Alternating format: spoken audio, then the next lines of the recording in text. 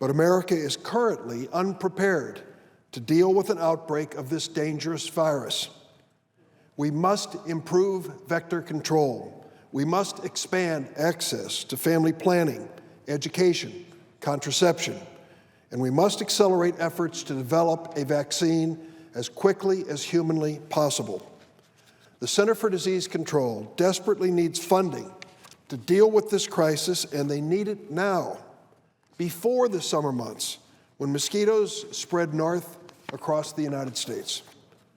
Congress has failed to even consider President Obama's emergency Zika funding request.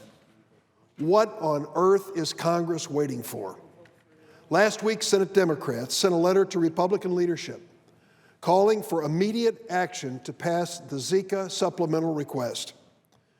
I hope this call for action will be heard by all my Republican colleagues, but I especially hope that it resonates with my colleagues from the southern states. These are the states that are most likely to be hit first and hardest by the Zika mosquito virus. Florida, Mississippi, Louisiana, Texas, Alabama, Arkansas, the list goes on. In the absence of congressional action, immediate congressional action, the administration has been forced to divert funding and resources away from other important public health efforts in order to respond to Zika. This morning's Washington Post headline, in a few words, tells a story. Zika crisis costs states funds for emergency preparedness. What does that mean?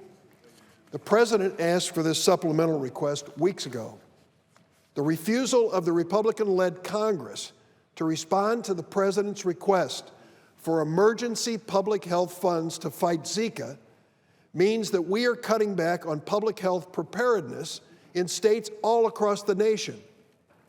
We are, frankly, endangering people that we represent because the Republican majority in Congress refuses to give the president his supplemental request to deal with the Zika virus. For instance, the administration just had to divert $2 million in public health emergency preparedness grants away from Illinois in order to fight Zika in southern states. Well, let me tell you, I want to help people everywhere, including those in southern states who are likely to be hit first, but not at the expense of the public health of the people I represent. There is an answer. President Obama suggested an emergency public health supplemental for the Zika virus. The Republican majority in Congress has refused to act. Both the Illinois Department of Public Health and the Chicago Department of Health received grants to prepare for and respond to all kinds of outbreaks: Ebola, Zika, Elizabethkinia, which I'll talk about in a moment. And these cuts, which are being proposed in order to have the administration have enough resources to respond, are unacceptable and unexplainable. They come at a time when Illinois, my state, is in the middle of the longest budget crisis in our state's history. This current governor has been unable to reach an agreement on a budget for almost 11 months, making it difficult for Illinois families and state agencies in ordinary circumstances. But because congressional Republican leaders have failed to pass a Zika emergency public health supplemental requested by President Obama, the administration has had to divert money away from states like Illinois to respond to the threat of the Zika virus in other states. Is this any way to govern a great nation? Illinois should not have to lose precious funding to deal with public health threats because Republican congressional leaders from southern states, I might add, have refused to pass the necessary additional funding to deal with Zika, a virus that will likely impact their states first and hardest. We have to do both. We should pass a Zika supplemental so Illinois and other states can keep the funding they need to deal with current public health threats and receive additional funding to deal with Zika. Let me talk about why diverting $2 million from my state of Illinois to southern states for Zika is a challenge. The Illinois Department of Public Health and Centers for Disease Control and Prevention last week confirmed 10 cases of a bacterial infection known as Elizabethinia. It's resulted in 6 deaths in my state. This bacterial outbreak is separate from an outbreak in Wisconsin that resulted in over 60 cases of this infection. So in the middle of this outbreak, Illinois is losing 8% in core funding for public health contingencies because of the failure of Republican leaders in Congress to pass President Obama's emergency public health supplemental appropriation. This means that the Illinois State Department of Health is not going to be as prepared as it should be to conduct the needed epidemiology, laboratory testing, and outbreak control. And 4 of our health experts say there will be major cuts that hurt our ability to respond to public health crises. What happens tomorrow if there's another outbreak? Last year, our state dealt with unexpected, serious outbreaks of Legionnaire's disease.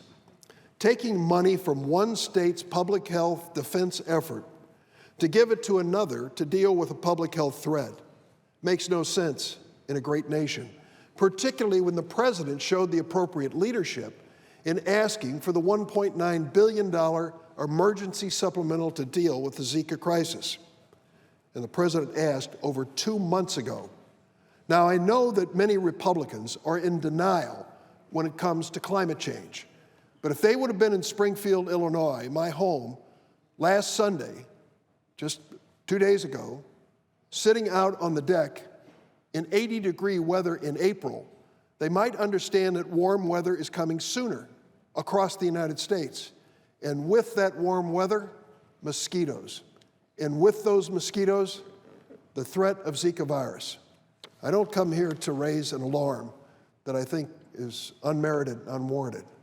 I believe this is a serious public health challenge. So serious, we should not leave Congress this week and take a recess without passing the president's emergency budget supplemental for public health and the Zika virus. The mosquitoes are not going to be on recess next week. They're going to be working. And sadly, they're going to be infecting people across the South and across the United States while congressional leaders dither. The supplemental request would provide more than $1 billion in emergency funding to improve CDC vector control, that is, to control the mosquitoes that threaten us. It would accelerate efforts at the National Institute of Health to develop a vaccine. I heard testimony. It takes time to develop a vaccine. Let's do it in an expeditious, safe, thoughtful, and professional way. But let us not shortchange NIH or any other agency that's facing this crisis. We need to expand education. We need to expand access to women's health planning services. The administration provided a comprehensive plan. It cannot be implemented successfully without resources, and we should act on it this week. Get it done before we leave. I join my colleagues, Senator Nelson, Leader Reid, Senator Schumer, Senator Hirano, in introducing a bill to fully fund the administration's request. I'm pleased to hear that my Republican colleagues on the Appropriations Committee are interested in working with Democrats to reach a deal. I've seen Senator Alexander on the floor here. I know he's sensitive to this, and I hope he will join in calling for leadership on both sides of the rotunda to move on this issue before we take our recess. Let's not delay this any longer. We need to ensure we aren't diverting necessary Ebola money to be used for the Zika virus. It is naive to believe that the Ebola threat is gone and that we can ignore the possibility of its reemergence. We know all too well, in my state and others, what happens when you divert money from one public health fund to another. This brings to mind the biblical story of Noah and the great flood. Noah built the ark before the rain, not after it started. It is reckless, it is dangerous to delay. The cases of Zika are continuing to grow, and inaction and further delay put many families, pregnant women, and children in jeopardy. We have seen the Zika threat coming for months. We've had the president's request for over 2 months.